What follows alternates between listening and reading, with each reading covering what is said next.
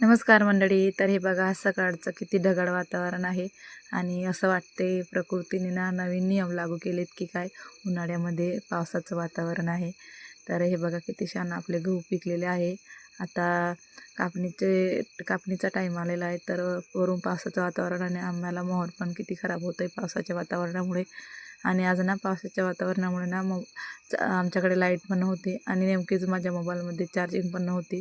तर दिवसा मी काही शूट केलं नाही, चार्जिंग नव्हतं मोबाईलमध्ये. तर संध्याकाळी लाईट आली, थोडंफार चार्जिंगला लावलं मोबाईल आणि नंतर थोडीशी शूट घेतलं मी.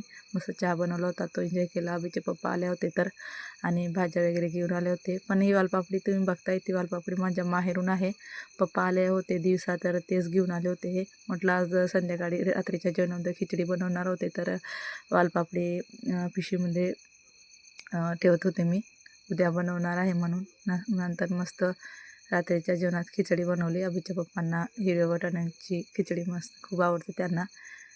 आणि मस्त अशी खिचडी बनवून घेतली मी. त्यांना वाटाणे आणले असेल त्यांनी त्या दिवशी त्यांना खिचडीच बनवून द्यायची असते, त्यांना खूप आवडते. नंतर मस्त आम्ही दादूला खेळत मस्त जेवण केलं. नंतर अभिचे पप्पा पण ड्युटीला जाणार होते तर.